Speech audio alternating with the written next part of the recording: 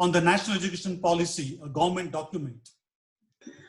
Minds and hearts, for without you, O God, we can do nothing, but with you, we can do all things. Gracious God, unless you build, we build in vain. May our conclusion and all that we do may be for your greater glory and for the service of humankind. Asatoma Sadgamaya. Dear God, lead us from untruth, from falsehood to truth.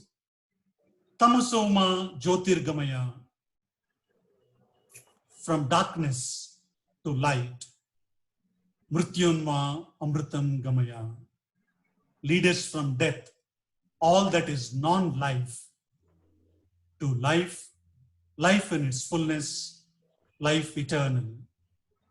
We make this prayer in your holy name. Amen. Thank you, Father Sunil, for that very beautiful prayer. You invoke the blessings of the divine on all of us. In fact, during these critical times, we need the blessings of the divine always, especially to fight this COVID-19 and the issues that have arisen because of COVID-19. All the same, this evening, we have gathered here, as I said, to discuss, critically look into some of the issues that have come up after this national education policy has come into effect, or rather it has been kind of promulgated, and it will come into effect maybe very shortly, maybe in the next academic year. So at the very outset, I would like to welcome the two important guests with us, rather not me. I would like to request two of our participants here, Father Praveen and Father Melvin Dikuna, if they are around, to welcome our guests very, very formally. First of all, I request Father Praveen Martis to welcome Father Fraser Mascarenhas, introduce and welcome him. Before that, I would like to invite Father Rohan Almeida to kind of propose a cordial welcome to each one before we go into introducing our two guests. Over to Father Rohan Almeida. Good evening, everyone. Dear friends, it gives me a great pleasure to welcome you all to the very interesting webinar on National Education Policy 2020 deliberations and interactions with the experts. Amidst us, we have such an inspiring personality, Dr. Chetan B. Singai, member of the National Education Drafting Committee and proud alumni of St. Joseph's College Autonomous, Bangalore. We are very fortunate to have you with us, Dr. Chetan. I know that you are busy, yet you gave us time and you are with us here. I extend an affable welcome to you, dear Chetan Singai, amidst us. A warm welcome to you. Secondly, we have with us another great personality, Father Fraser Mascarenhas, SJ, former principal of St. Xavier's College, Mumbai. He has been enlightening many people on the new National Education Policy 2020. We are blessed to have him with us today. With a thankful heart, I extend a warm welcome to you, dear Father Fraser. I take this opportunity to welcome present provincial and provincial. I take this opportunity to welcome provincial and provincial designate Father Stani D'Souza and Father Dionysius Was. They are with us. Both have a great vision for our province and especially to the educational apostolate. I especially welcome them for this webinar. A warm welcome to you, fathers. I extend a warm welcome to all the Jesuits from other provinces. There are so many Jesuits I see from different provinces participating in this webinar and the deliberations. I extend a warm welcome to you all, fathers from all over India. I extend a warm welcome to all our commission heads of different commissions of the province. Those are here with us. And also I extend a warm welcome to all the NEP task force members. They have worked hard in studying the national education policy and giving us a gist of this National Education Policy, I extend a warm welcome to you all. So at the end, I extend a warm welcome to all those who are participating in this webinar from Karnataka province and all other provinces of India. A warm welcome to you all. Have a happy evening. Thank you, Father Rohan, for that, for those words of welcome. Without much ado, let us introduce our guests very, very briefly, of course. I request Father Praveen Martis to introduce and welcome Reverend Father Fraser Mascarenas. Father Praveen.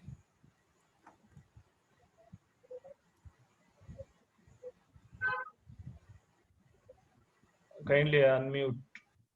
Yeah, you have to unmute and also video. Video is on, yeah.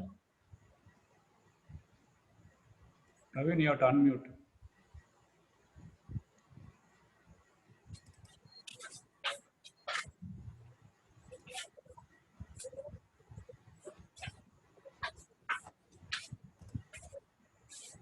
No, we can't hear you, Praveen.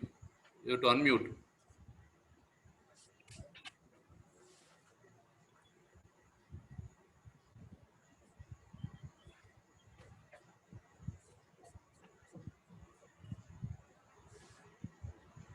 No, still we can't hear.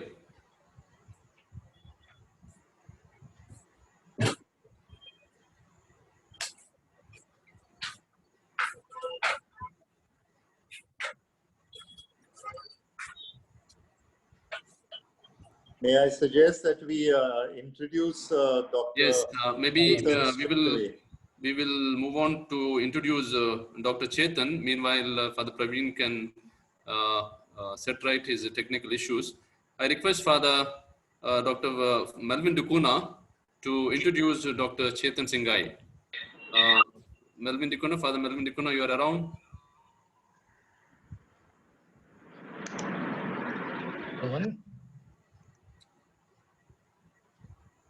Rohan, can you hear me? Yeah, I Yes, can hear, yes. yes. Yes. Yeah. Rohan, will you please take over because I'm having some technical difficulty here. So please take over. Okay. Yes. So, Father Rohan, you could say a few words about Dr. Chetan.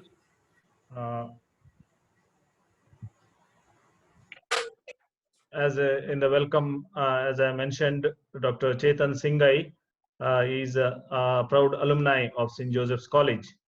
He is presently the director of Ramaya Public Policy Center, Bengaluru, associate professor in Ramaya University of Applied Sciences, Bengaluru. Dr. Chetan B. Singai has obtained his doctoral degree from the National Institute of Advanced Studies, Indian Institute of Science Campus, Bengaluru. He has completed his MPhil in Law and Governance at the Center for the Study of Law and Governance, Jawaharlal Nehru University, New Delhi. Dr. Chetan has received his Master's in Political Science from the Center of Political Studies, Jawaharlal Nehru University, New Delhi.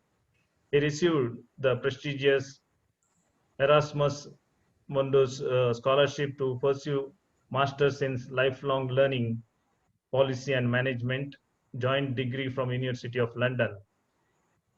He has been recipient of Social Justice Medal Award by the Ministry of Law and Justice, Government of India, for his service towards human rights and women empowerment by the Honorable Chief Justice of India in 2007.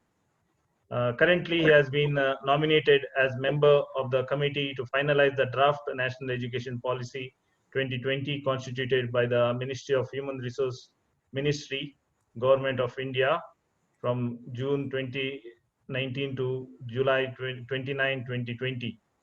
He was associated with the committee to draft the National Education Policy along with the Padma Bhushan Dr.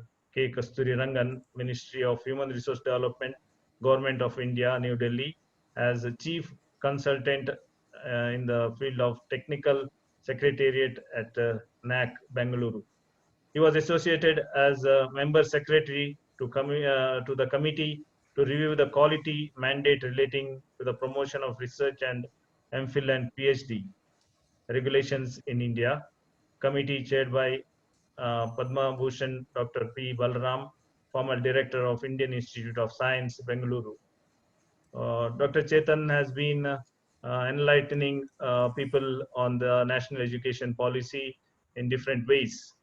Last time when we had a meeting, Father Victor Lobo told us that he had addressed the staff of St. Joseph's College and he had enlightened them on the national education policy and role of teachers and lecturers and especially higher education. I am very pleased to welcome and introduce Dr. Chetan Singai.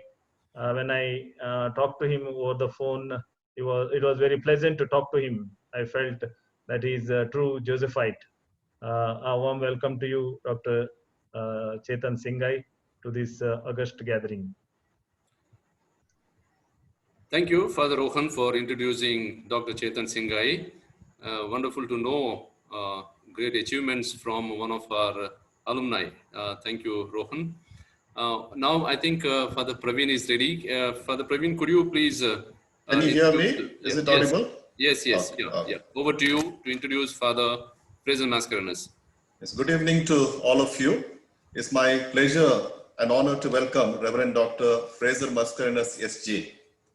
He is an alumnus of St. Xavier's High School and of St. Xavier's College, Mumbai. Father Fraser has a PhD in sociology. He taught at St. Xavier's College from 1988 and was principal for the 12 years from 2003 till he retired in 2015. He served in 2006 on the working group for undergraduate education of the National Laudage Commission. He also had a 2-year term on the appeals committee of the NAC and was a member of NAC peer teams. In 2011, he served on the steering committee of the Planning Commission for Higher and Technical Education in the 12th Plan.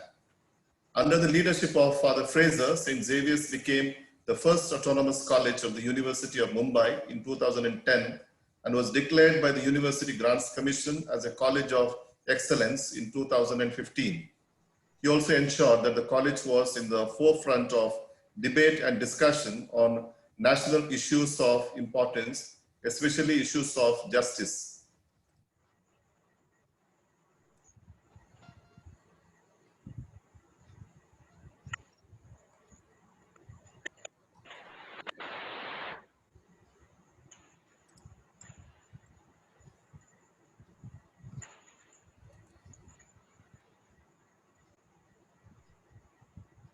I mean, we can't hear you.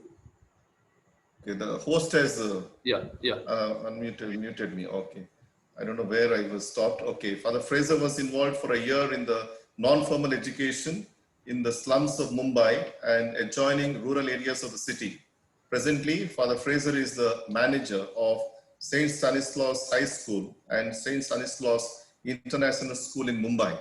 Recently, he was in the panel of St. Aloysius College on National Education Policy webinar, and we really enjoyed the thoughts of Father Fraser, and it was a very good discussion, and I'm glad that he has joined us today and readily accepted our invitation to be with us. A warm welcome to you, Father Fraser.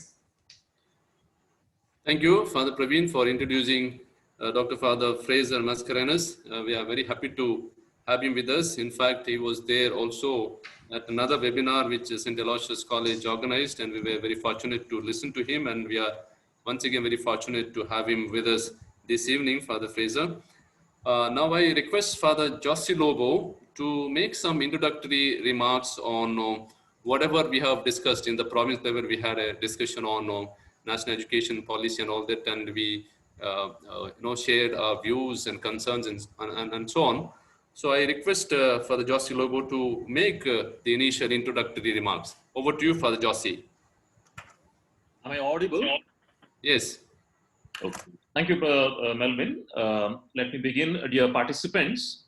It's a great privilege that we have two eminent personalities as the resource persons for our interaction this evening. As they say, while in doubt about any issue, the best thing is to get the clarification from the horse's mouth. And so we have today Dr. Chetan Singai, our own alumnus, one of the architects of the NEP for that purpose. Father Fraser, having been educationist for several years, will certainly facilitate the deepening of our understanding of NEP. At the outset, I would like to inform our resource persons that we, as a group of concerned and committed educationists, have studied the text of the NEP in a thorough manner. Some of us attended webinars on the same theme. And as a result, we have been able to appreciate several good aspects of the NEP, especially its revolutionary progressive vision, the envisaged intended creative teaching and learning processes, and above all, its good sync with the present and future needs of a relevant educational system. In fact, these positive characteristics of the policy are too obvious for anyone to feel the need to highlight them, and much less advertise them. And so we deeply appreciate these. However, a deeper study of the NEP also unearths certain questions of a serious nature. And what adds weightage to these questions is what was reported in a section of the print media recently, namely, about 20 former vice chancellors have written to the Prime Minister of India to withdraw NEP on the basis of some of the adverse effects that the implementation of this policy is likely to bring in. And they have raised some serious issues such as perpetuation of social inequality, lack of federalism, or loss of autonomy enjoyed by states so far in the planning and implementation of educational processes, etc., if the NEP is carried out. And so, in this context, we, as I said, as a group of concerned and committed educationists who have rendered a yeoman's service, especially in the area of education in this country for centuries, feel concerned. We have done a thorough study of the NEP text and have raised some questions. Dear resource persons, we would be very grateful to you if you could respond specifically to these questions, which I am told were already mailed to you. Your focused responses would greatly help us to understand the NEP. We also hope to have a further discussion, if need be, on your responses towards the end of this interaction, if time permits. Thank you very much, and a warm welcome once again. Over to you, Father Melvin. Thank you, Father Jossi, for those initial introductory remarks on what we had done as a group and what we would expect from the resource persons. Father Rohan, if I know correctly, we have time till 8 o'clock. You can unmute and let me know.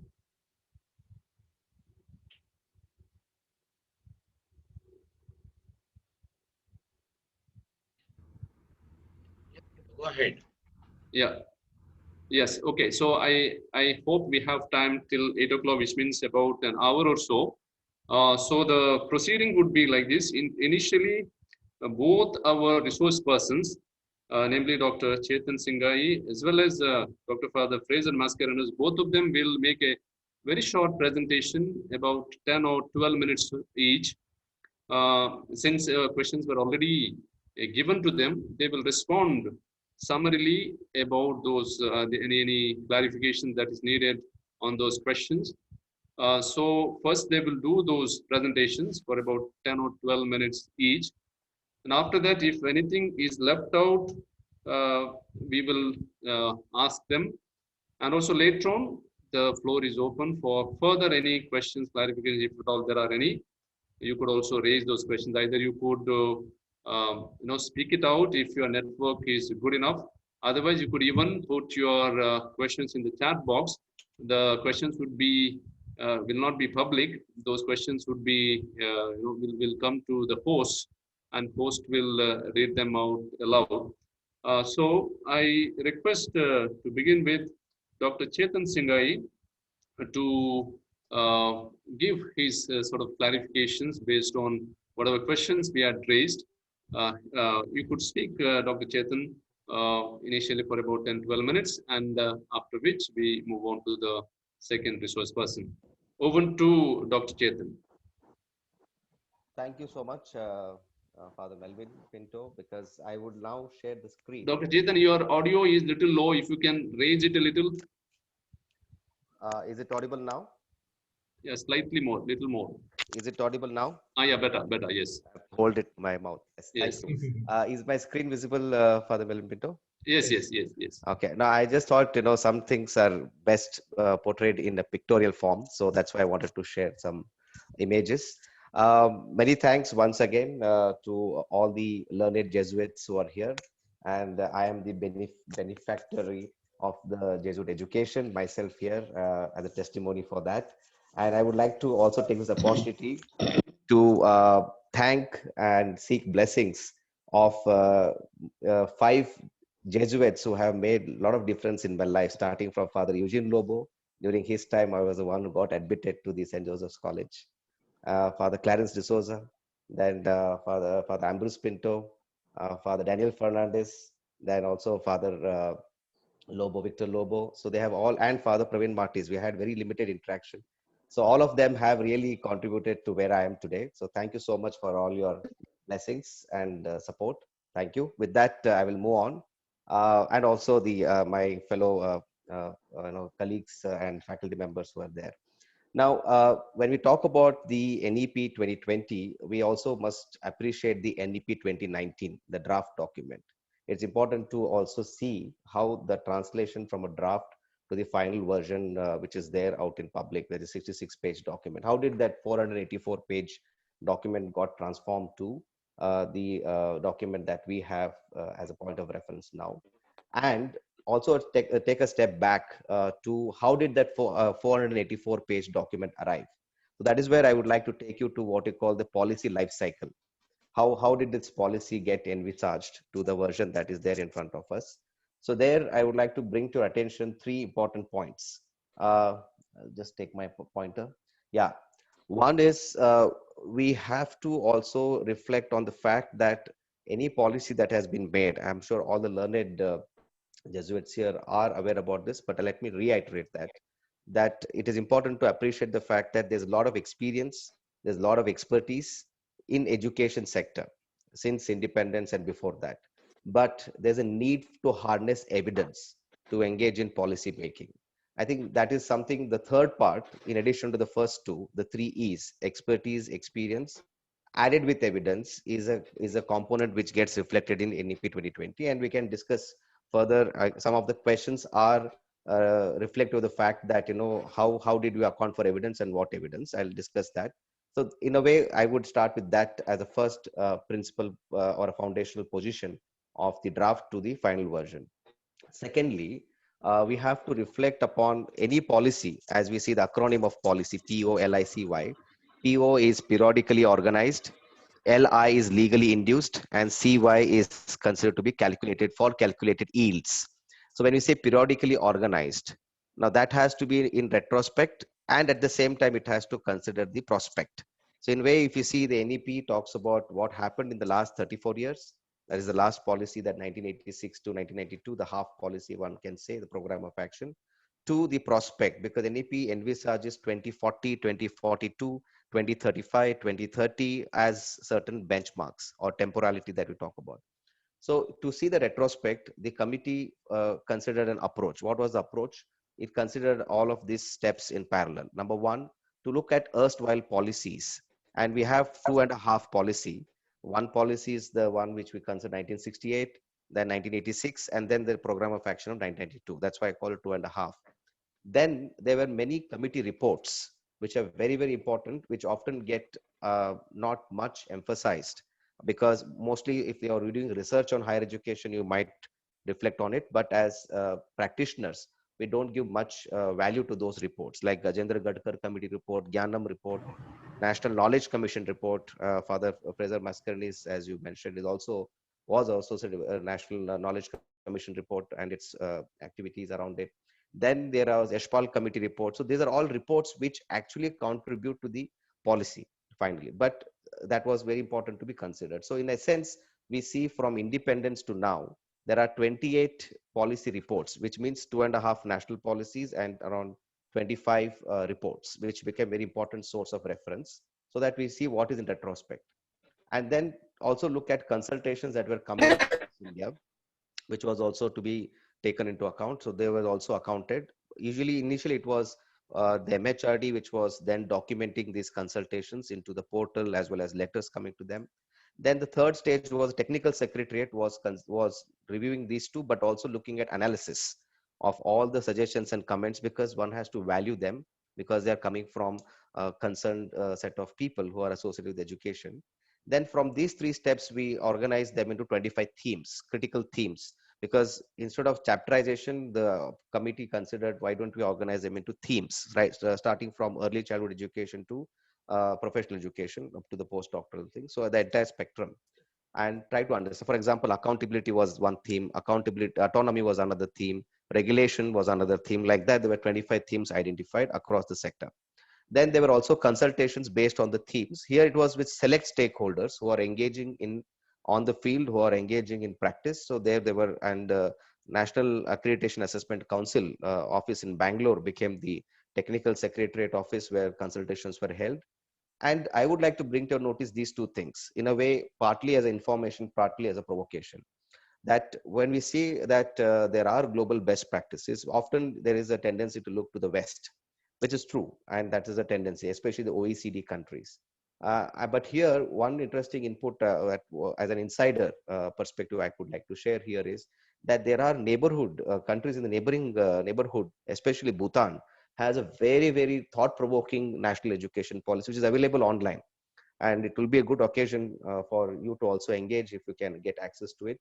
It's available in public domain, National Policy of Education, Bhutan. For example, what is important there, in addition to other points, the emphasis on the word learning vis-a-vis education was so deep rooted into the policy, which became also a source of reference, and it aligned to the need of the hour, that is evidence, because students at various stages these days are self-directed often. So learning becomes very important, so that it is bottom up rather than education that is top down in terms of institutionalizing teaching learning. I'm sure again we'll get some more thoughts on that in the discussion. So in a way, it was also looking close to you rather than looking far from you in terms of global practices. The last one here, literature survey, what we found was we wanted to look into Scopus, wanted to look into Google Scholar, we wanted to look into what is the empirical research on higher education in India, on Indian issues, and by Indians, in the sense who are locally rooted here into the Indian higher education setup. To be very honest, it was very, very bleak. In addition to few biographical sketch, autobiographical sketch, or certain narratives of certain experiential insights of experts in higher education, it was very, very less. And it was really that only one or few people, like Philip Altbach, has written a lot on higher education in India, empirical insights on few, in Suma Chitnis from Mumbai, who has written few on that. But again, we had to really search a lot. I think there is a lot of need and scope for having local research on our local problems. And I think most of our institutions, whom at least I have experienced, provides us that kind of environment to engage in. But that was as a footnote for the discussion's sake. Now, then, including all this process is what the life cycle one can capture, and the committee came to a draft after internal discussions with the members.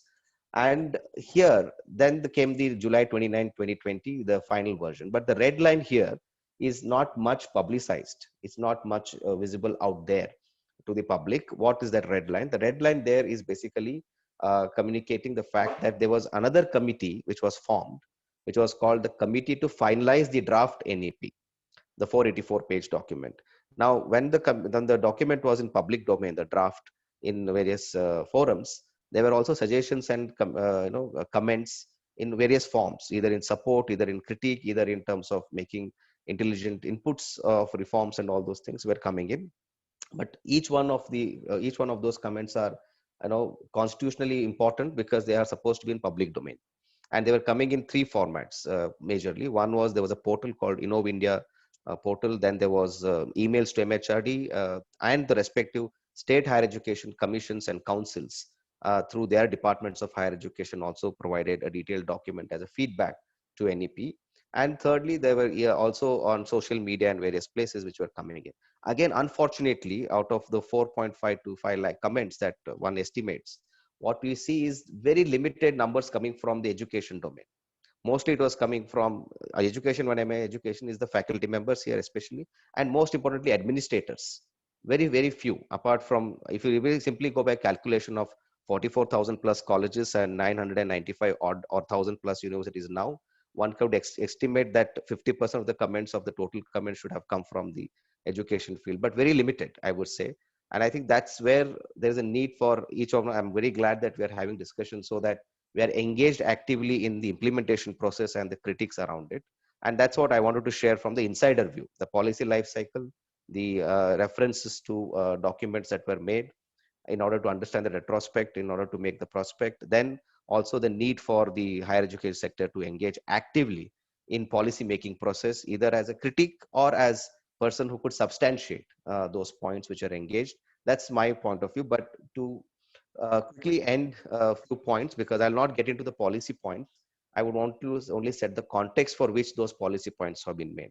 Now, based on the experience of the earlier slide that I shared, gathering evidences like All India Survey of Higher Education, then there were reports which were submitted as Human Development Index, NSSO data, and all those data points which were there, and also interviews with select people.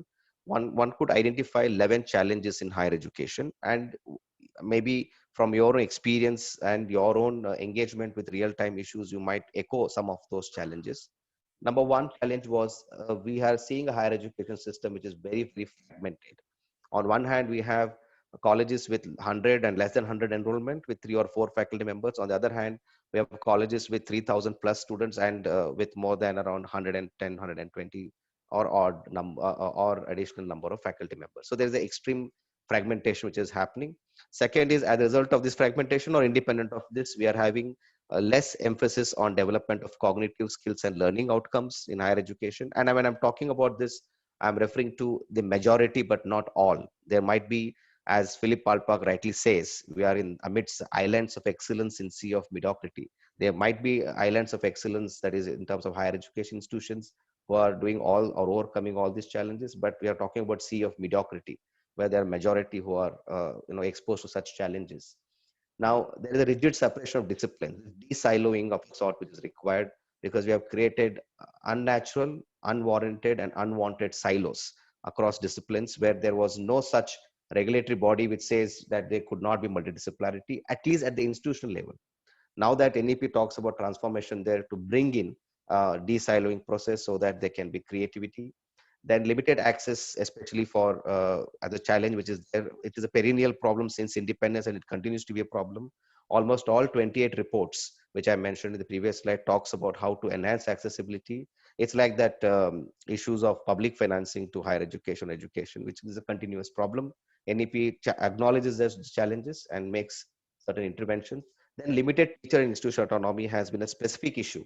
This has been also discussed in National Knowledge Commission report, and it has been discussed by Yashpal Committee report and various reports, but it has got unaddressed for many years, and NEP then makes certain interventions there. Then inadequate mechanisms, there was a question on this, so I'll discuss more on this in order to enhance merit-based management. Emphasis more on research, not just in universities, but in colleges. Then suboptimal governance, as rightly said by in the introduction, that it is important to have governance and leadership in higher education institutions, but it is quite, again, in the sea of mediocrity, not in the islands of excellence. And ineffective regulators. That's, I want to bring to notice if somebody is interested in the content and discourse. In the draft version, it was called a disempowering regulatory system.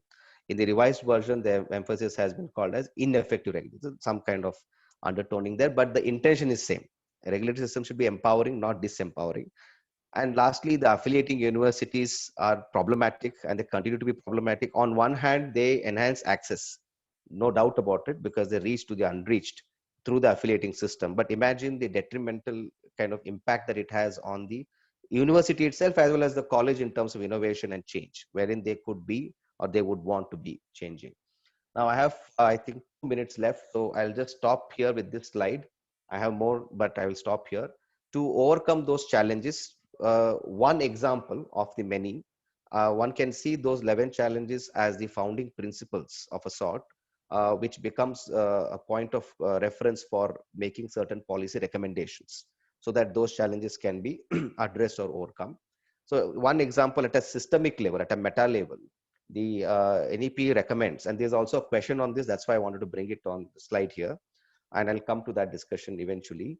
At the meta level, NEP 2020 recommends having one single body at a meta level called Higher Education Commission of India.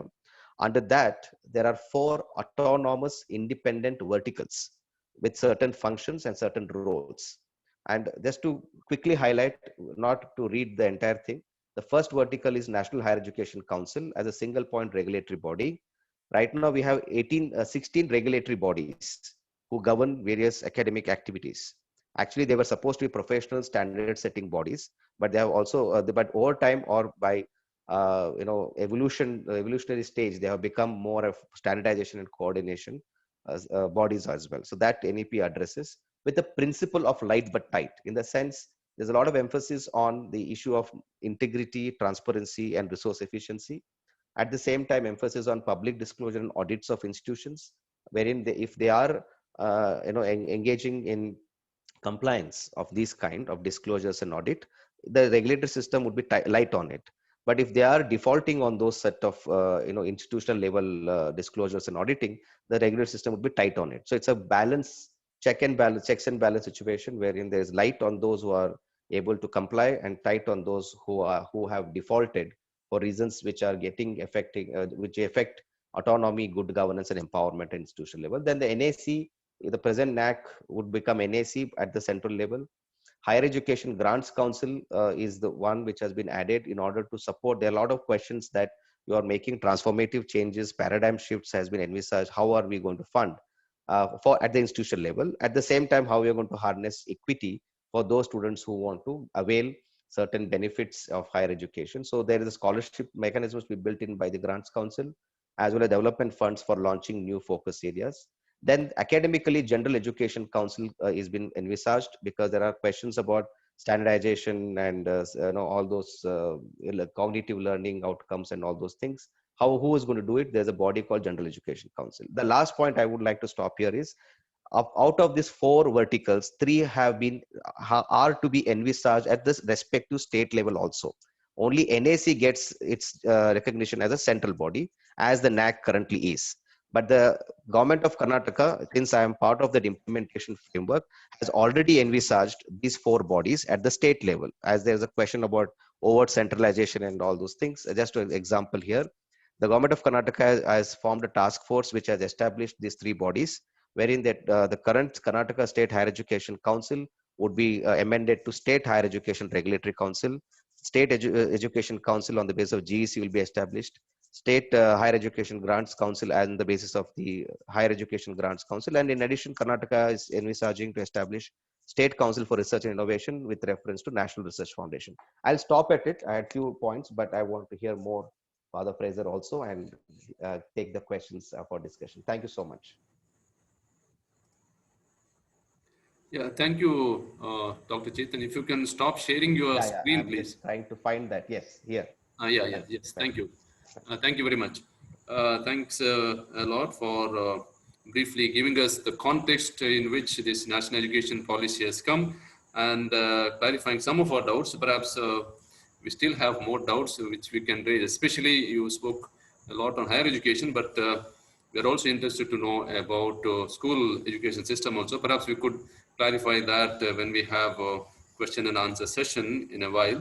I request now to request Dr. Father Fraser Mascarenas to give his insights and some clarification and concerns that might emerge, especially for us as minority institutions. Over to you, Father Fraser. You have about 10 or 12 minutes, about 12 minutes. Yes. Yeah, sure. Well, thank you for having me on this webinar. I hope you can hear me clearly. Am I audible? Okay, yeah. Now, I'm happy also that Father, if you can make your video a little center, your camera. okay. Yes, fine, Is yes. that better? Yeah. Yes, better. So I'm happy that Dr. Chetan has also joined us, because we can consider him to be our own man, because he's been part of our institution, etc. He knows our ethos. So thank you, really. We are happy to know that you have been at that high level and you continue at that high level in the drafting, etc. So that gives us more confidence. Thank you. You know, the new education policy starts with what the UN goal of the 2030 Agenda of Sustainable Development says is needed to ensure inclusive and equitable quality education, etc. However, the NEP continues with such a lofty goal will require the entire education system to be reconfigured to support and foster learning. I think this is a hasty conclusion, if you don't mind me saying so, because it shows a lack of respect for and a knowledge of the educational process which we have gone through. The educational process is not something drastic that can be changed. It is a slow, cumulative, and gradual process which we have been going through for all these years under in independence. And so such a drastic change, almost, in fact, commentators were said, they want to have a clean slate. You can't have a clean slate. This is what seems to have been the first premise of the NEP. And another person has said, this is an ahistorical approach. This is a denial of history. And I think, you know, there's a lot of truth in that. I would feel that the proposals which have been made can be devastating to the educational system in India. The NEP document has some very beautiful language. So I fully agree with Father Joshi in his introductory remarks. There's some very beautiful remarks, the language to describe the principles, the processes, the goals of education. But it proposes solutions, if you don't mind me saying so, this is my submission, which will not achieve these goals. And let me start by giving you a few examples. Let's start, first of all, with that consultation process.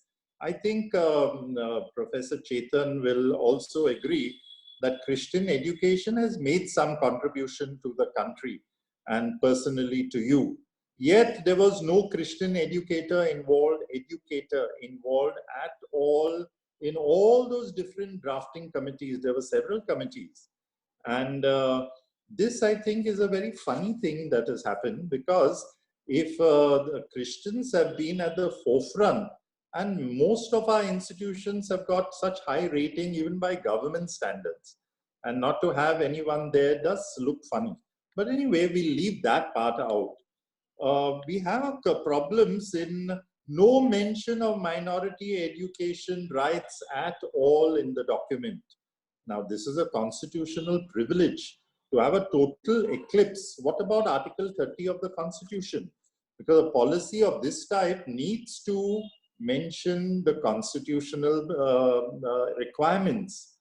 Of course, yes, immediately the document will talk about constitutional values. But here, one major value, and that is that of secularism, is totally ignored. It's not mentioned. Plurality is mentioned.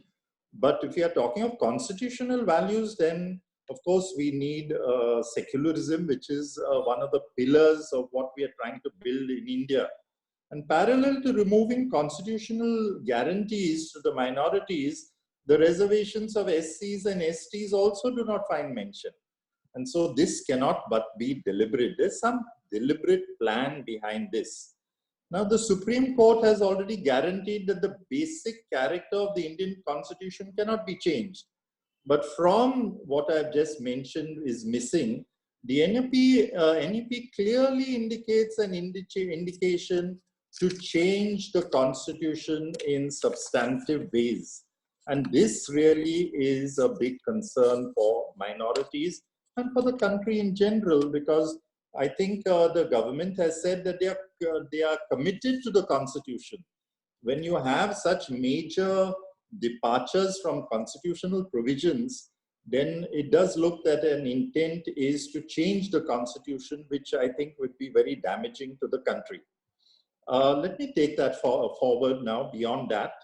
Not content with going with so many radical changes, including constitutional, but the NEP has decided to remove the present governing structure of minority institutions by having no role for the management trustees. I think we know that all our institutions have trustees, and these are peopled by individuals who have experience in education.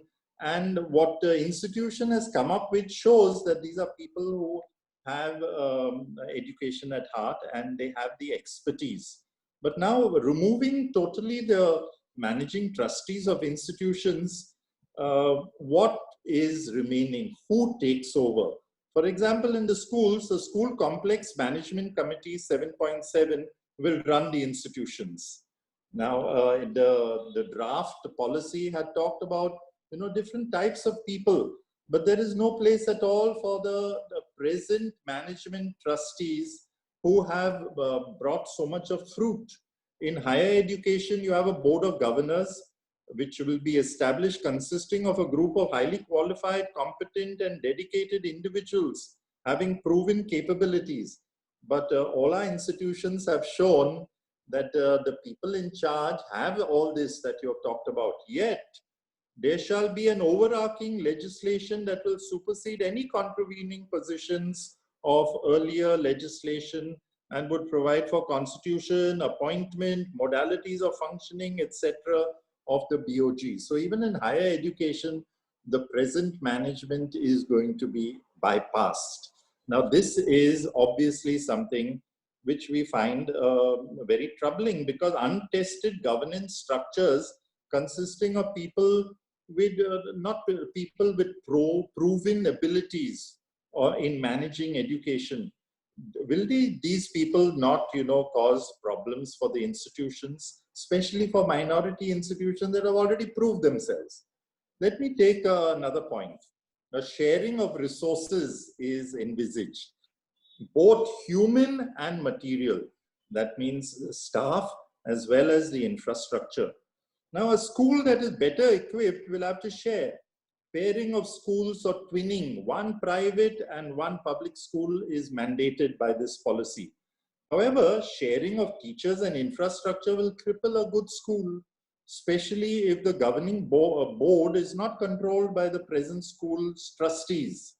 Isn't this, therefore, a refusal to build the necessary infrastructure needed for all? I'm running now, for example, a school here, or earlier I was with St. Xavier's College. Now, our infrastructure is fully used.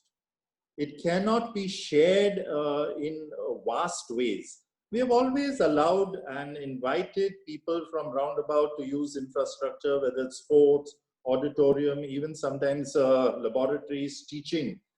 But it cannot be shared, liberally, and with some other group of management deciding on how this sharing takes place.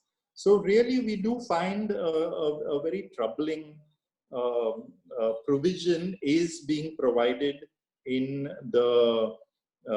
this new NEP. In fact, the Samajik Chetna Kendras, the adult education and community engagement and enrichment activities in these campuses, all this will mean that the control of the campus and its educational potential is going to be lost by the management. I also have a problem with emphasis on digital learning, technological solutions, open schools, and vocational exits for students. These will leave the girl child, the socially and economically disadvantaged, the differently abled, and the minority community students without the opportunity for a quality education. I don't think anybody will say that technology doesn't need to be used. that we can't use also some amount of digital learning. But can we have education concentrated in the digital mode?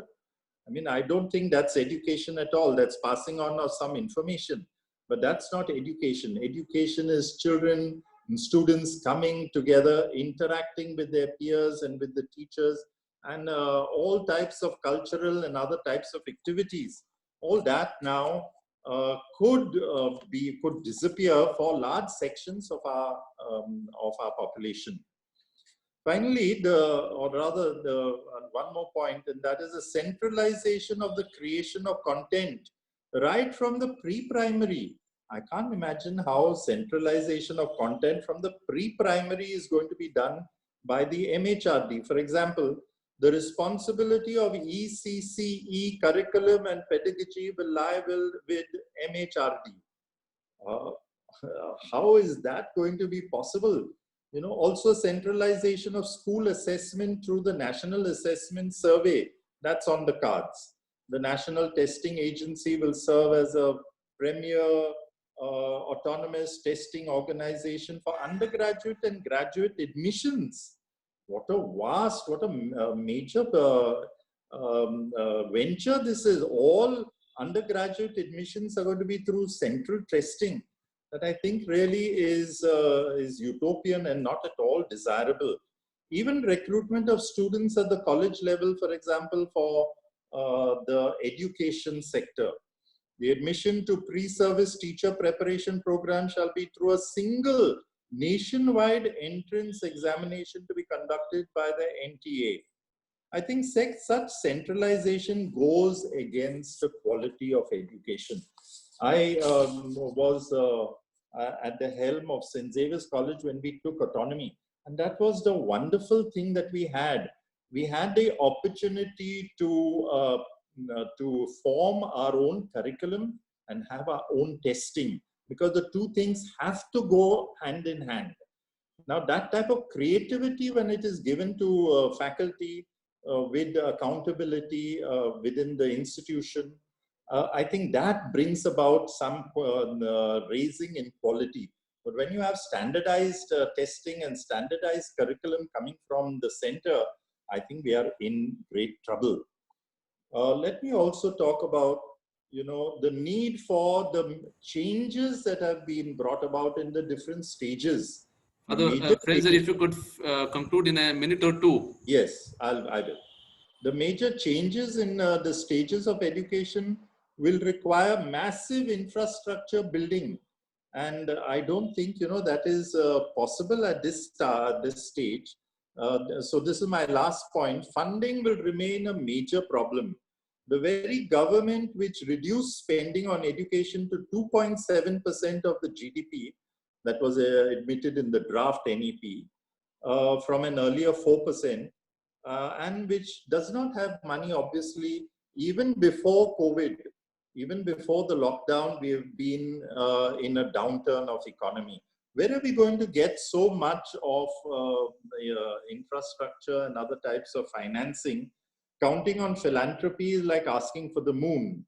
So rather, this is a stimulus for further privatization and commercialization of education.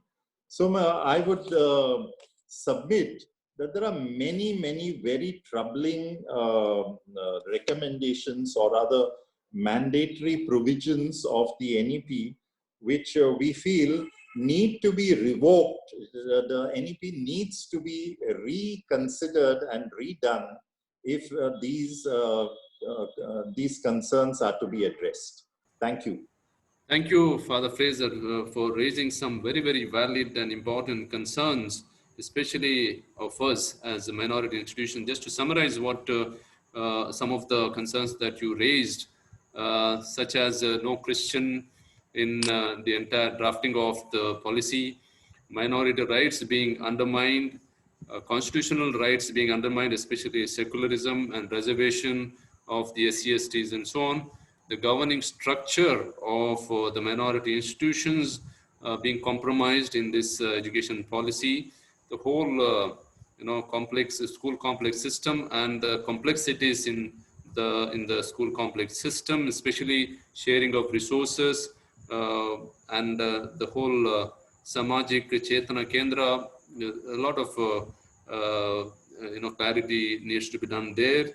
And centralization, Dr. Chetan already spoke about the state level bodies that are being done, but testing agency being centralized, that is another issue. Standardization of syllabus at the national level and what autonomy the institutions would have. Are we going to spend GDP at the rate of, let's say, 10% of or more, which is less than 3% at the moment?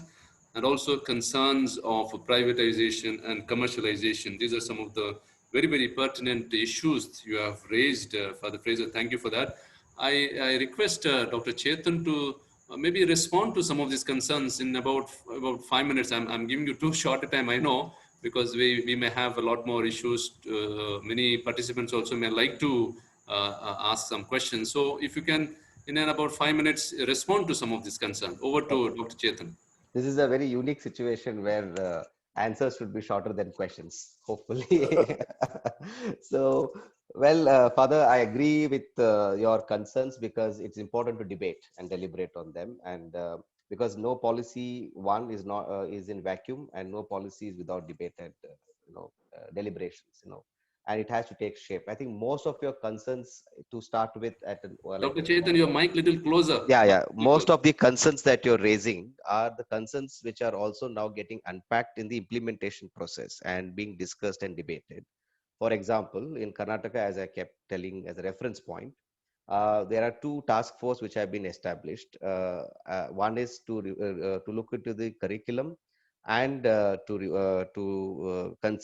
reflect upon the issues of the evaluation assessment. That is one part at both at the school as well as at the higher education level. And the respective departments of the government are working with the concerned committee. Second is committee to look into the task force, look into the implementation of governance and regulation, again at the school level and as well as the higher education level.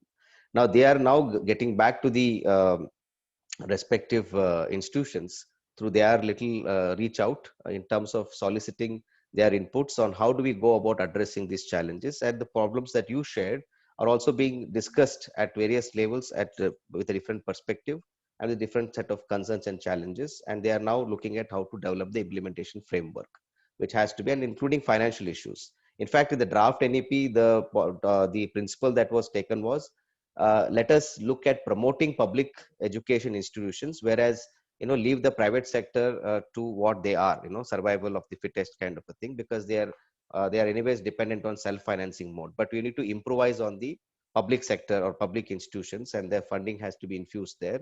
The language they used was 20% of the total public expenditure of the government must be considered for infusing investment or making certain. They did not, in fact, draft does not use the reference to 6% GDP. It was in the revised version that the term 6% GDP comes in.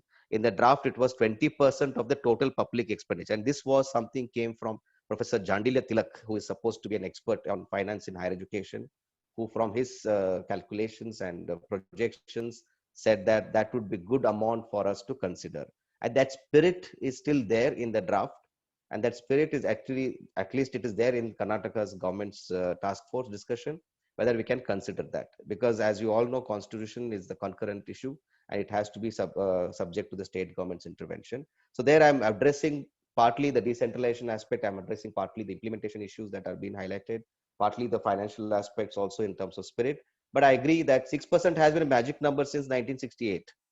It is not new, but the problem is, how have we evaluated why we would not achieve that 6% GDP? Why is that we are stagnating at 3 to 3.4, 3.2, 2.8, 2.6 kind of a thing? I think that's where we need to revisit that entire discourse.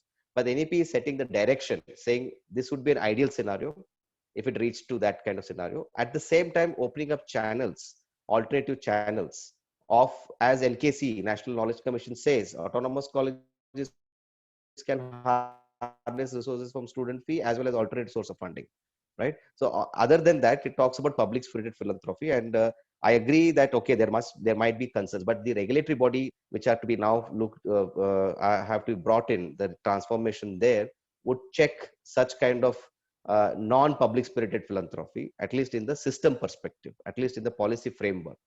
And I think it's all dependent upon the transparency that institutions will engage with. The declaration, auditing, financial probity, these all are important aspects of any institution to make the best use of the freedom, autonomy given to them to harness alternative source of resources to sustain themselves. And the last but second point quickly, of course, there are many interesting points you have raised, but I'm not making justice to all the issues.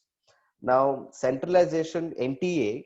Now, NTA has been envisaged in order to promote multidisciplinarity, because if each of the regulatory bodies, like the NEET, the Medical Council of India is working towards the whole process of the NEET, that we have IIT, JEE, and we have so many of these testings, which have nothing but which have become, another way of promoting coaching centers, of a sort. And unfortunately, our degree programs are supposed to be good enough for them to clear those exams. But as we all know, they're unable to clear unless they go to these coaching centers, either by their attitude or either by their aptitude. Now, the question is that it is trying to promote, in addition to that, that is a footnote, but the main point is NTA would create those testing standards which are supposed to harness multidisciplinarity. The questions must be reflecting multidisciplinarity, so that when students are given a choice to move into a multidisciplinary environment with the multiple exit and entry, they're able to make the best, and you can test their aptitude. And again, last point, there is the institutional autonomy provided to them, to the respective institutions, based on the principle of light but tight. They can always either have their own testing in addition to this, or they can also say we will have certain benchmarks based on this testing. So it's left to the institution, and that has to be reflected in their institutional development plan, short term, mid term, long term, which has to be approved by the BOG by their internal discussion. And NEP clearly says that institutional development plan must be participatory in nature and consultative in nature with the institution and the stakeholders of the institution, and has to be discussed with the BOG in order to do it. That I'm talking the policy language. And there are challenges on the ground, and that is where the task force at the respective state level now have to deliberate on how do they have the balance, because any policy that we see in the past also did not envisage every policy point in practice. But I'm talking about clarification on reading the document in a continuum in terms of one policy recommendation leading to, I'm sure you are already experienced it in previous policies, but I'm responding to in general. I'm not responding to your questions particularly here, Father, but responding to in general, that these are mechanisms which are implicitly built into the policy pointers, and they have to be seen as a continuum to each one of those policy points, not as independent verticals in terms of policy recommendations. And the last quick point is the BOG does not, and this answers the question also shared by Father Rohan, this question, the BOG does not take away the control of the entire management. Maybe it's a language which has been little ambiguous, or is it, but at least in the Karnataka's task force that we're discussing, it's very clear that we are keeping the sea of mediocrity into mind, not the islands of excellence. When you talk about the BOG, the idea is to have independence. The idea is to have valuable expertise to come into the governance mechanisms and avoid any sort of government interventions. The intention there was to, as you have seen, public state university syndicate bodies, how they are. Most of them have been victims of this politicization of a sort, which happens within the larger decision making of the body. And that is a hard fact that we are all exposed to. The idea is to see how can we make it more and more expert driven to the extent that it is independent, but rooted into the institutional development plan, which has to be discussed, consulted, participated by all the stakeholders of the institution. That mechanism is part of the institutional autonomy. They have to now draw the IDPs, discuss with the BOG, and keep the IDP as their vision document through which they work around that, and through which they engage with that. That is the larger intention. So I'm just clarifying that. I agree, as a person engaged in higher education research, there are implementation challenges, because the same spirit was there when autonomous colleges were supposed to be implemented. The autonomous colleges, even till date, are not truly autonomous. They have their own challenges, except that they are comparably better than affiliating colleges in terms of vision, in terms of academic development and all. But the idea is to now not only have procedural autonomy, but have substantive autonomy by having your own governance model. but it only says the first few years, the sponsoring trust would be part of the BOG. Eventually, there would be representation of the sponsoring trust, where the BOGs will be then represented by experts. They are not completely out of it. The NEP nowhere says the sponsoring trust is out of BOG. It only tries to say that it has to reduce governmental intervention by having a meta-level body which would now nominate experts, not necessarily government entities like the UGC nominee and all we have. They are supposed to be experts, but there has to be an inventory of list of names. The Karnataka government says we need to prepare a good 500 names of experts and valuable experts, and consult with the respective stakeholders and say, are these members, and they have to be invited to be part of the BOG, and that invitation must be based on their professional as well as academic and intellectual capacities and capabilities. So in a way, there is a thin line between sponsoring trust being completely taken away from their rights, or control, maybe not, but the intention here is the IDPs are supposed to be drawn by the institution and the stakeholders of the institutions, and appropriately the BOG is supposed to hold that accountable in order to implement it. So everything is dependent on IDP. The BOG will not prepare the IDP. The BOG will ensure that the IDPs are implemented as per the institutional requirements and their vision. And it has to be for 5 years, that is short term, 10 years mid-term, and 15 years long-term IDPs have to be in place. And that is where the BOG is envisaged in that way. Yes, I will stop at it because I think there are many other questions, but I am just responding to what I feel one can read the text. But I also agree to Father Fraser that implementation is a challenge, and that has been a perennial challenge since independence, not new in terms of policy implementation. But when you are transforming or disrupting something, it is going to be a major challenge. And I think that's where we need to debate and deliberate on that. And I agree that these are the questions that we need to think through when we are looking at that. Thank you, Father. And thank you. Thank you, Dr. Chetan. You have clarified some of the doubts here.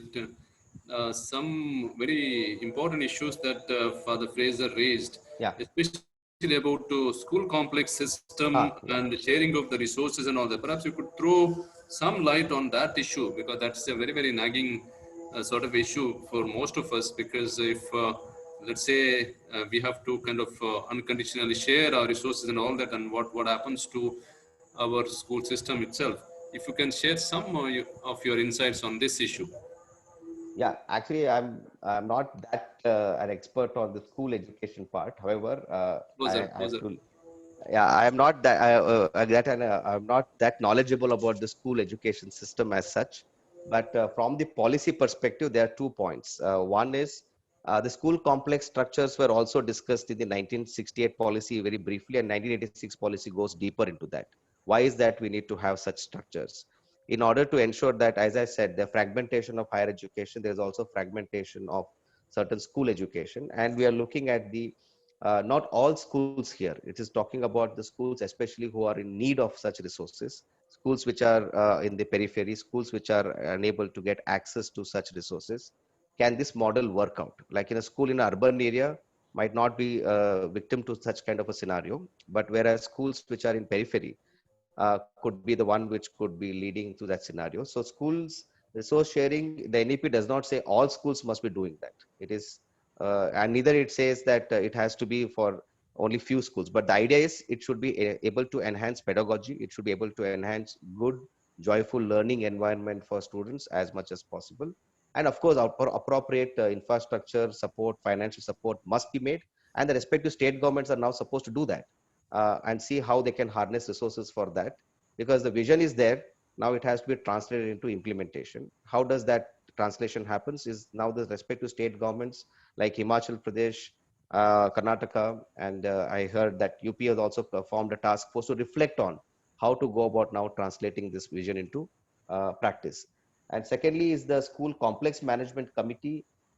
Yes, one important point they tend to make there is that there has to be importance of social audit inbuilt into it, as well as importance of the parents involvement into that, because in the revised proposal, as I said, narrowing down 484 pages to 66 pages is a task which has cut down on many important rationale that has been built in for each policy point. But if you read the draft, The school management committee, they say the rationale is to ensure that it should be participatory, it should be based on parents' involvement in the management committee. Sometimes it becomes very critical for them to contribute, as well as it should be based on the community at large to be engaging with it. The draft version. In the revised version, these words are not there, but in the draft version, I think another thing, quick point here, footnote, is that whenever the state governments are responding, again, I can tell you from the insider view, they are seeing the draft and the revised version together.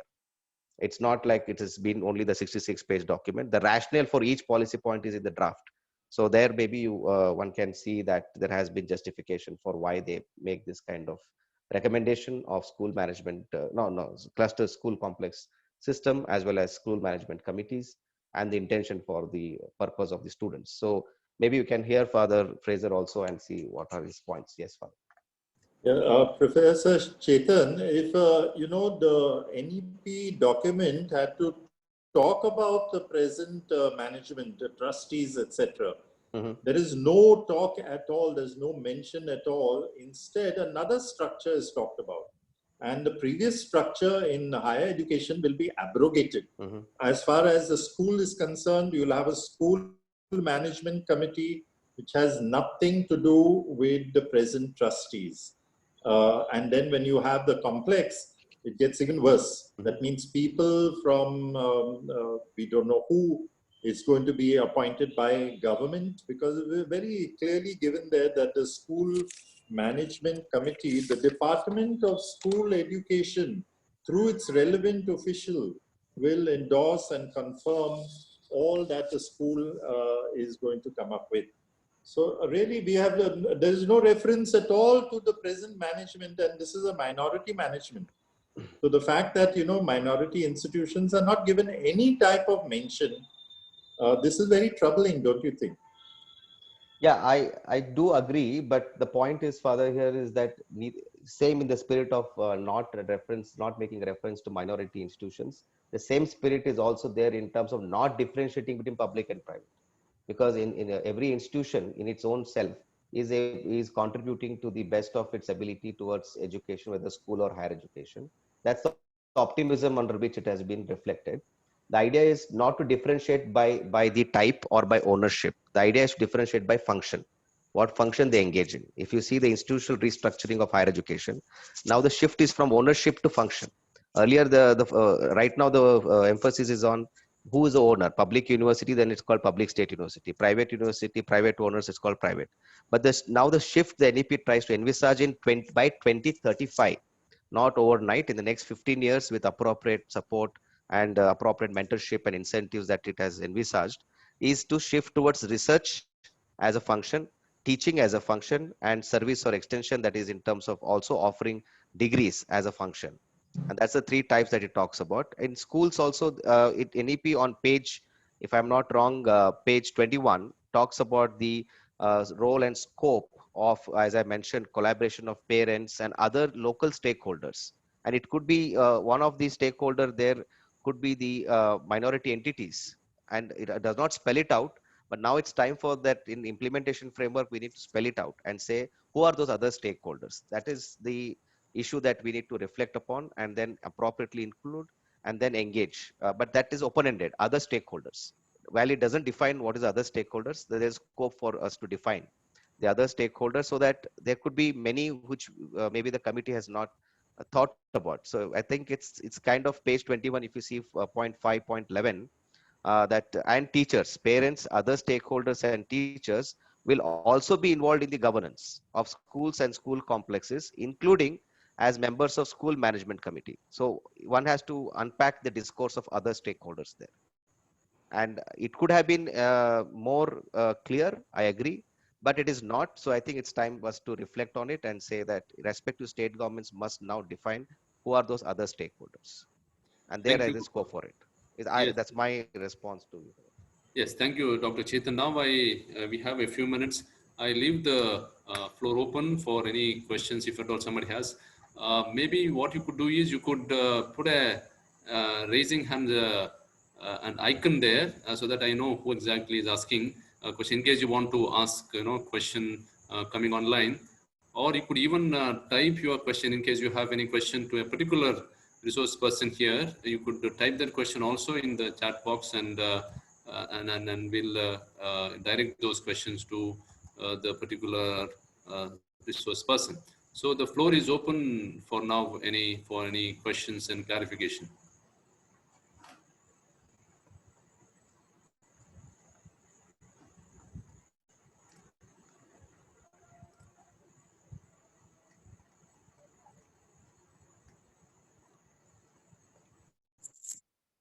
Yeah, Anyone? Anand, yes. Anand D'Souza.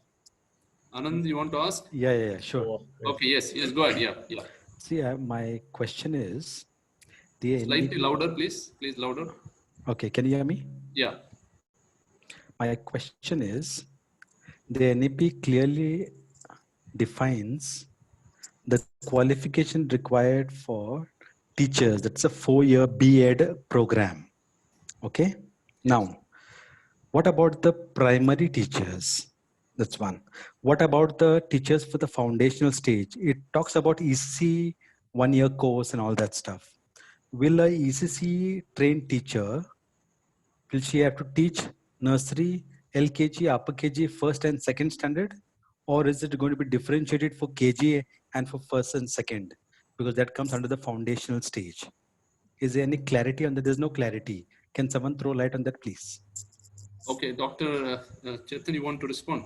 Yeah, in the document, Father, one quick 30 seconds background on why this restructuring also was envisaged, because now the NEP talks about bringing back the first 3 years of the child of learning, especially 3 to 6, rather than starting from 6, as formal system, because right now mostly the Anganwadis where we see our young children engaging, and majority, not all, but majority, actually the policy looks at majority, are basically engaging with certain ASHA workers also, who are literally playing a very important role there.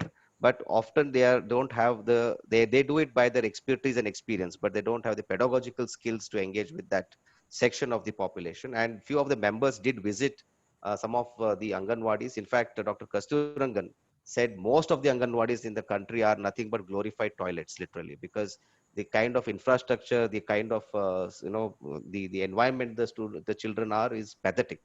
And it is under the Ministry of Social Welfare right now, because and early childhood, women and childhood especially, and both ministries are engaging along with the Ministry of Higher Education or School Education. But the idea here was to see, one, to arrest the problems of what you call fly by night private education colleges who are engaging in such kind of education B.Ed programs, where there was not much control or not much streamlining of what kind of education degrees are being offered, where a person is sitting here but getting degree from somewhere else. So to arrest that, what was the first point challenge that was to overcome was to have a 4-year undergraduate program, wherein henceforth the private colleges who are offering undergraduate such kind of education programs must gradually phase out and become part of university departments of education, where at least there is some sort of quality check, some sort of streamlining. And for early childhood education, if I'm not wrong, page 42, 15.5, the policy suggests that there are 3 layers at which we are looking at. To cut short my response, there is no specific comment on what is the nature of eligibility for the early childhood education teachers. Yes, I agree, there is no specific mention. But the idea is that you have a 4-year streamlined undergraduate education, which itself must provide exposure to teachers and sensitize them to the requirement of early childhood education. So in a way, there is no specific or special mention to Father Anand D'Souza there, but it is specific, invariably it should bring in early childhood education exposure at the 4-year undergraduate level itself. And that curriculum must respond to it. Yeah. Father Anand, you have some more? Dr. Chetan, thank you. Yes. Yeah. My just additional question to it is, by including the pre-primary, what we call now nursery, Yes. LKG and upper KG into the mainstream, by regularizing them, is the government also going to give aid for those teachers? Is a big question, because nothing it says. Yes. So that's very vague. And second thing is, are we not going to burden these small brains when they're supposed to play and enjoy and grow in life with academic stuff? Thank you. I'll respond to second question first. In fact, the policy tends to harness what you call integrated, enjoyable, and engaging, school education. And I think that is supposed to be now brought into the curriculum. Unfortunately, the curriculum which we have does not harness much of it because we call most of it as extracurricular and co-curricular and does not get much attention. The policy says going forward, we should not have this category as co-curricular, extracurricular. Every activity is a curricular activity so that all the stakeholders associated with the education, especially parents and children, must take them seriously. But they should do that. It's not that by not naming extracurricular, co-curricular, those things will go off, but they should be now reflected as part of actual activity of learning. And this should not be simply at the periphery. They should also become part of the core activity of education learning. And I think NEP makes it very clear. And coming to the first point, yes, the financial aspects are subject to now the respective, as I keep telling, the government says very clearly that there has to be incentivization and some sort of support mechanisms for that, including establishing more number of teacher education institutions like Department of Education universities. But yes, there is no mention of financial allocation for this. I agree. But again, this is not part of the policy perspective. The policy gives a larger meta level saying that this is a percentage share of GDP that we need to spend. But now the state governments are also equally responsible to respond to that. So I think we have to wait and watch the implementation plan and see how they will respond to it and make this as a reality. And each one of us are supposed to be on our toes to respond to this, question this, and make the government accountable. That why is that you're not, if you see this as a policy point, why is it not implemented? And that's where I think all of us concerned must be writing as much as possible to raise this issue. But this is not mentioned in the document, Father Anand. The second point is very clearly laid out. Learning should be creative, joyful, and enjoyable as much as possible.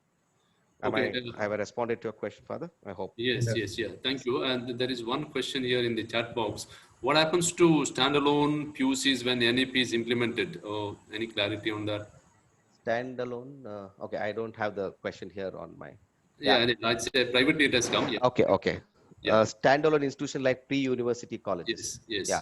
So one is, I think NEP says that the new structure that is being proposed, the 5+3+3+4 structure, there the 11th and 12th now becomes part of not only the existing CBSE scheme, but also it could be left to the government to reflect upon the fact that as a respect to state government, because it comes under the college education comes under the purview of state government. And to give an example, in Karnataka, what they're planning is to have the PUC continuing, because one of the few states in the country, that is Karnataka, is one of the few states to have the pre-university college model, to continue that model. But at the same time, expose students there to multidisciplinarity as much as possible. And that multiple entry exit is supposed to be engaging. So in a sense, at least because this is subject to each state government's structures. But going forward, the option is available for schools to have up to 12th and subsume the PUC into the 12th. But at least those states where there is this 12th, 11th, 12th nomenclature not that effective, they have a choice to continue with the pre-university model, but have the multidisciplinarity exposure there. And if possible, integrate with nearby universities or larger colleges so that they are able to make the best of that resources. These are two possible options from implementation point. Yes, thank you. There is another question which was there, part of the questions that we sent to you also. What happens to this research? Of course, presently we know that research funding has kind of diminished. UGC also is not giving funding, and from other agencies has come. But now the policy says that the research to be taken up on issues of national interest, not any private interest and all that. So the institutions that had autonomy with regard to research and all that, will they lose such autonomy because the policy says research should be something of national interest? So any light on this issue? Yeah. The National Research Foundation talks about envisaging what you call the research capacity, research capability of the higher education institutions and their and the respective actors within the higher education institution. But when it talks about national interest, at least from what I hear and what I've known, is national interest is not in the same way of national interest that we are maybe suspecting. It is basically any research topics that even now, when I'm applying to Indian Council for Social Science Research, there are research of relevance to the contemporary issues of the nation, whether it is about issues associated with secularism, whether it's issues associated with higher education quality, they invariably are in, topics of national importance for that particular time period, right? So each agency has its own autonomy to decide on what kind of topics or themes or sub-themes it wants to lay out. So that way the NEP is not mentioning anywhere that national interest is defined as this. National interest or national importance could be in terms of issues which are contemporary in nature of that period of time, and that is subject to the respective funding agencies prerogative, and it continues to be so. It is not something very new to us. At the same time, I missed out the second part of a research funding. Yeah, the National Research Foundation ideally should have 20,000 crore as its fund, but right now it is only hardly up to 4,500 to 5,000 crore, which has been announced in the budget recently. The idea of NEP then in the draft was have 20,000 crore dedicated fund for funding higher education institutions and individuals, and make sure that there should not be any discrepancy or any ambiguity in calling something as public and private. Everybody should be given equal opportunity, and with through transparency process must be competitive in nature in selection of proposals. Because right now we are again only focusing on islands of excellence. You know, when the major project comes, they say IITs, IIMs are the one which are being identified as preferential kind of treatment. But going forward, all institutions must be given equal opportunity. And those who are unable to do because of certain natural reasons, maybe they are unable to access best research capacities. NRF talks about mentorship scheme also embedded in that, wherein the top institutions who are able to benefit out of NRF can also, like our UGC Paramarsh scheme, where institutions who have accredited well can mentor the other institutions. Similarly, research mentorship is also inbuilt into the NRF. But idea is that the fund is very less what has been given now.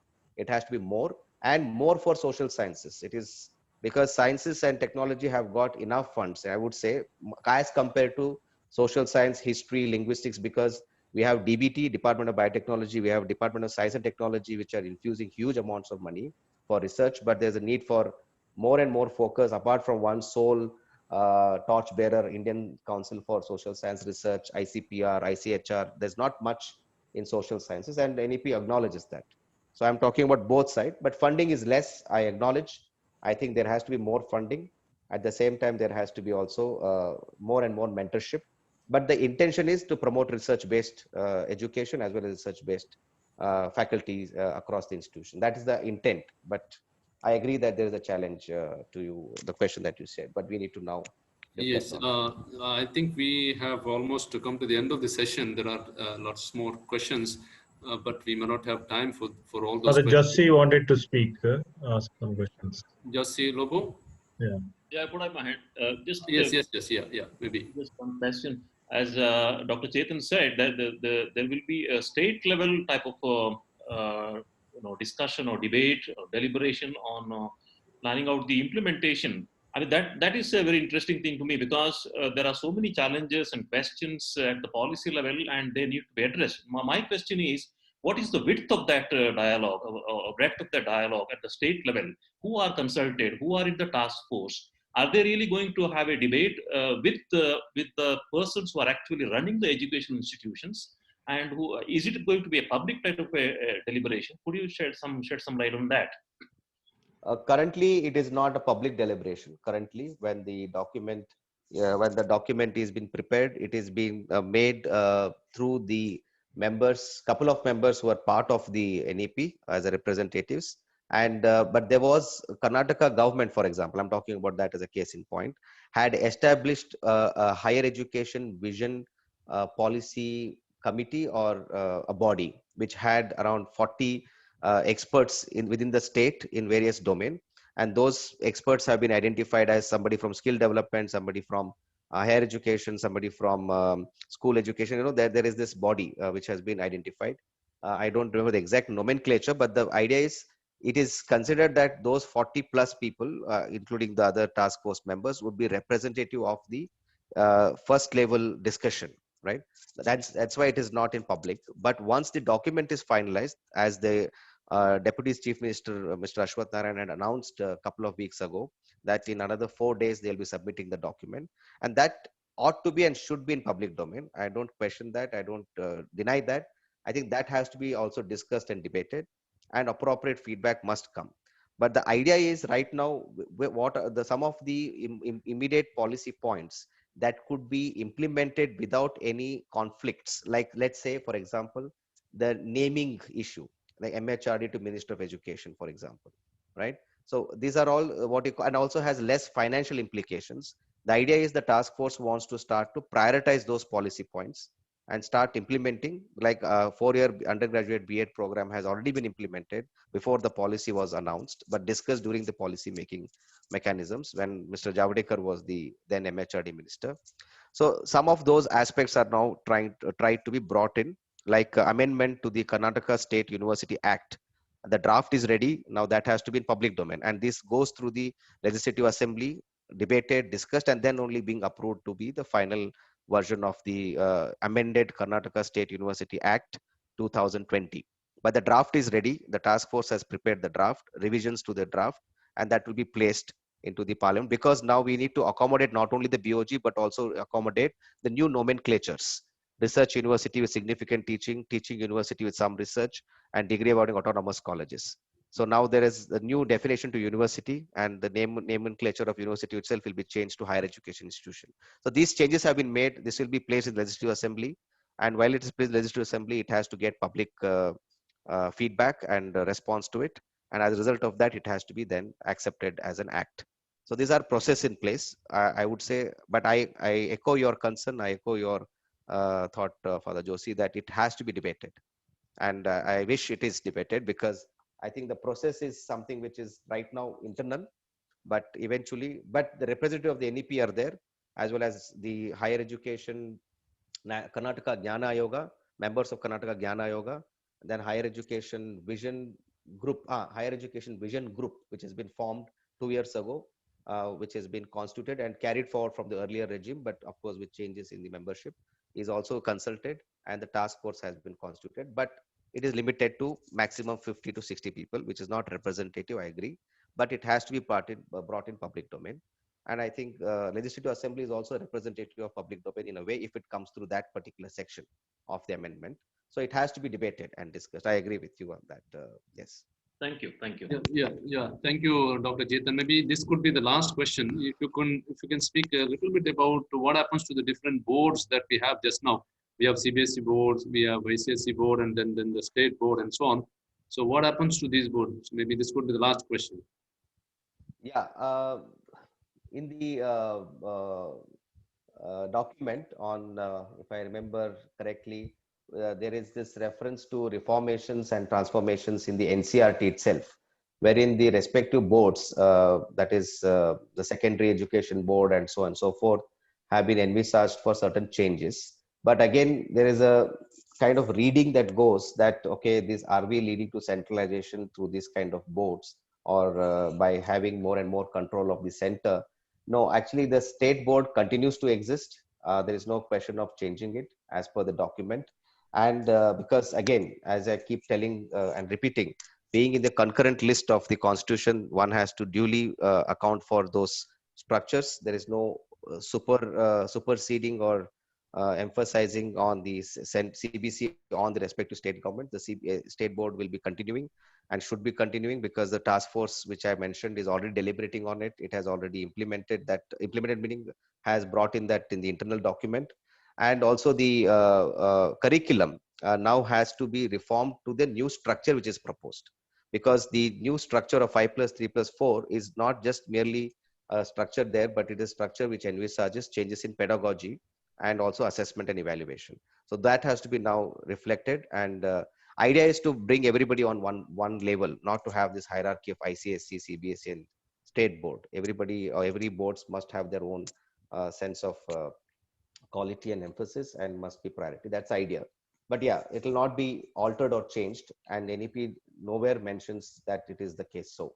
And if you are thinking otherwise, then I would like to bring it to your notice to read the sections, especially on pages which I was talking about, 17, 18, and 19, to get further ideas on the clarity on that, including the board exam component that we talk about.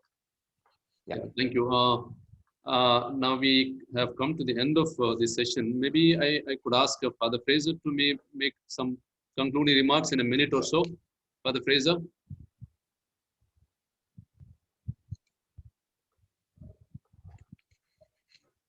Father Fraser, you are around just to make concluding remark in a minute or so. I think Father Fraser is left, if I'm not mistaken. I think he's left. I think he's left. Yeah, he was not there. Yes, doesn't matter. Actually, we lost him twice in between. Yes. Connection. Okay. Doesn't matter. So we have come to the end of this very, very engaging and very interesting session, I must say. And a large number of Jesuits were present from Karnataka, as well as from outside Karnataka, from other provinces as well. They were here. And I'm sure all of us have gained a lot. It has been a very, very fruitful session. I must say, many of our doubts have been clarified. And I'm sure there are many more doubts which need to be clarified. Of course, as Dr. Chetan rightly said, in the implementation process, perhaps a lot more clarity would come. All the same, I would like to express my deep gratitude to both the resource persons this evening. They have been very kind and very generous with their time, as well as with their presentation. Dr. Chetan, on behalf of the Karnataka Province Task Force on implementing this policy in our educational institutions, headed by Father Rohan, I would like to thank you very much for coming over. And it is so wonderful that being an alumnus of our own institution, you understand our concerns and our ethos much better than anyone else. And accordingly, you have responded so very well to many of our concerns and issues. Thank you very much for having come here and addressed us and giving us very many clarifications. Father Fraser, I don't think he's still here. All the same, I would like to express my deep sense of gratitude to Father Fraser as well. I have heard him earlier also. He has been raising many of these concerns. Father Fraser is come here. I can see. Thank you. Sorry, my battery died. Sorry. Okay, Father Fraser, what I was telling a little while ago, if you could make maybe NEP, but there are many provisions of the previous systems and the principles of the Constitution, which I think have been disregarded, and that is to the detriment of good education for continuity. So, for example, Professor Chetan spoke of the other stakeholders. To put the trustees who are managing education at the moment as other stakeholders, I think is really regrettable. And to not include, things like secularism, etc. This is also something that is not really very palatable. But I do hope that in the implementation, we can iron out all these things. So thank you very much. Thank you. Thank you, Father Fraser. Once again, I would like to thank you very much for coming over and raising some of these issues on behalf of us, on behalf of all of us working in different educational institutions all over the country, for spending your valuable time with us. You have been so very kind and so very generous. And also, I would like to thank the organizers, very especially Father Rohan, Father Josie, who have taken a lot of trouble to put these things in order, especially the questions and some of our concerns and issues, and giving them to the resource persons. Thank you, Father Rohan and Father Josie, and all the other members of the Province Task Force on implementing this education policy eventually in our own institutions in the province. And thank you very much to everyone who were present here this evening. Many of you from Karnataka province, at one time I know over 100 people were